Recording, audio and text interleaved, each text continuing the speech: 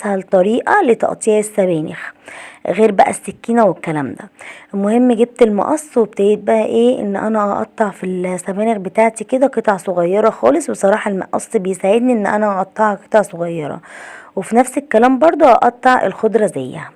خلاص يا ستي، بس كده دي طريقة السبانخ بتاعتنا. طبعا قبل ما هاجي اعملها هوريكم في كده تكاية صغيرة خالص بعملها قبل ما السبانخ تنزل على النار. واي حاجة هتنزليها على النار مفرزاها بتنزليها وهي لسه متلجة، ما تخليهاش تفك التلج بتاعها علشان خاطر تطلع معاكي حلوة واكنك طازة ولسه جايبيها.